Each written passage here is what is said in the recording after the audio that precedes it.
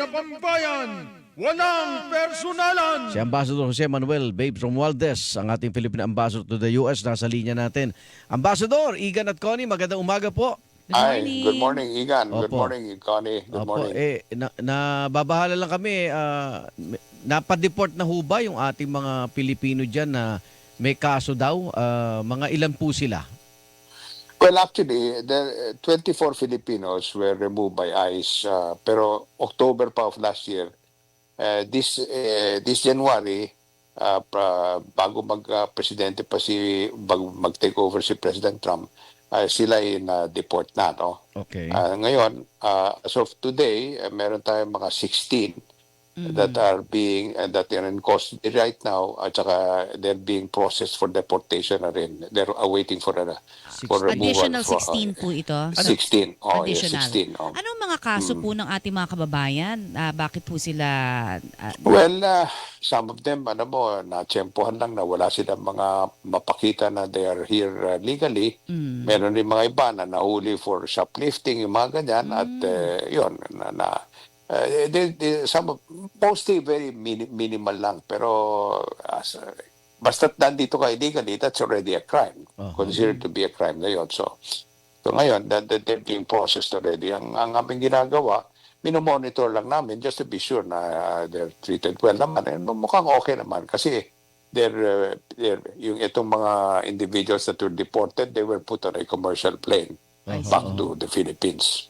Tataas pa ho ba yung bilang?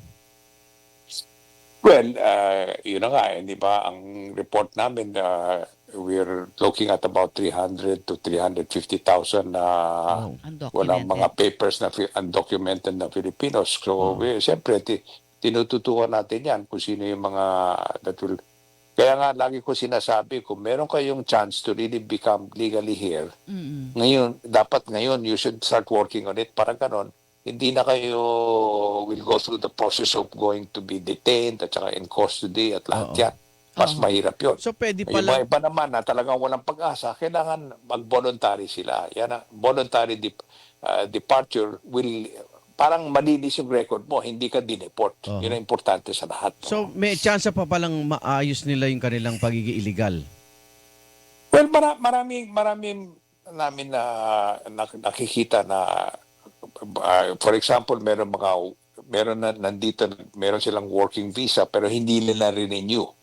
Okay. Yun, may pag-asa sila. They just have to ask their employer to sponsor them to already stay here, continuing on their working visa dahil nagbabayad naman sila ng buwis. Opo. So they have a good chance.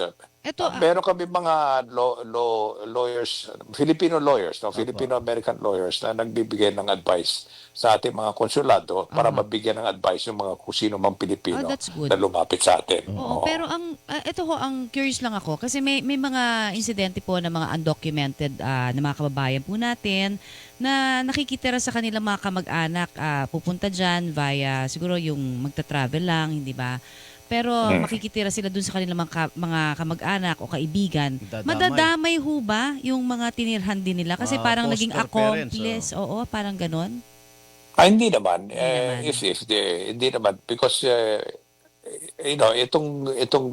this new immigration policy, basta't illegal ka, wherever you are, if you're staying with relatives, yung relatives mo, especially kung American citizens, nila, hindi naman sila maagrabyado, no? Hindi naman sila mapapahamak.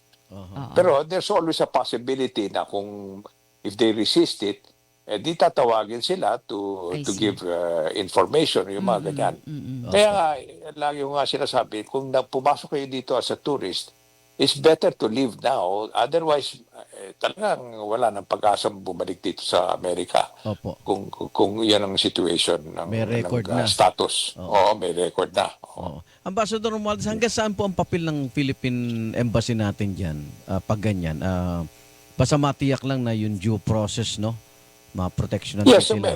meron kaming pinost sa aming website which we're telling everyone na binigay sa amin ng ating mga film lawyers na ito yung rights ninyo. So, para alam ninyo, nakaspell out kung ano yung pwede ninyong gawin. Opo. Yan ang number one. Ngayon, if you fall under that category, at saka may chance for you to have a legal path to become permanently, or you can stay here in the United States, then you already get a lawyer. Ngayon, kung wala kang lawyer because you can't afford it, some of our film lawyers are willing to help in some way or the other, yung pro bono. Pero siyempre, hindi naman yung karamihan, kasi siyempre, lawyers have to also live, ano nila yan, that's their occupation. Pero as much as possible, marami have come forward, and I'm very happy na marami naman sa ating mga film na nandito, handa naman tumulong sa ating mga kapwa Pilipino. Yung bilang ba na projected 300,000 mahigit, hindi ba makaka-apekto sa ekonomiya ng Amerika yon? Well, lalo na yung mga workers na nagtatrabaho, lalo na Oo. sa Hawaii. Siyempre talaga. Pero yan ang bagong Policy nila eh. balakad Policy. ngayon. So we have to just see what happens. Paglilinis Marami nila na yan. rin. Oo, Speaking of paglilinis, Ambassador, sinasabi nga itong 90-day suspension ng ating foreign aid mula po sa US baka maka-affect naman sa atin dito sa Pilipinas. Pagkano ba yon?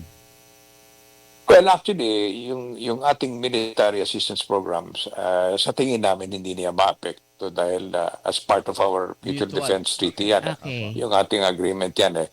Yung USAID, yung US assistance na binibigay sa atin, especially on health, yung HIV. Right. Opo. Malaking problema sa atin yan ngayon, kaya nag-i-increase yung HIV cases na sa Pilipinas. That would be a big effect. Ngayon, the good thing is, maganda naman ang relation natin sa US ngayon. We are a very close ally, at ang pagkaalam namin at sinabi rin ni President Trump, ayaw niyang bigyan ng tulong yung mga bayan na hindi naman tumutulong sa US. Ayaw nila yung one-way street. Yun ang isip niya na bakit natin binibigyan ng tulong yung bayan na kinakalaban pa nga tayo sa United Nations pag kinalagputuhan. Di ba? Yung ganon. Okay. So, ganon ang isip So- ni President Trump. So, Hindi naman tayo, we fall under that category. okay. So you think mas mabilis po tayong makakabalik doon, I mean, after the 90 days review? I would think so. I would see. think so. Pero Alright. we're definitely coordinating closely with the State Department.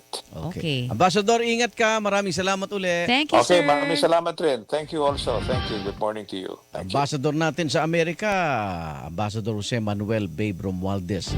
O, yung mga Kinikilingan, walang pinoprotektahan.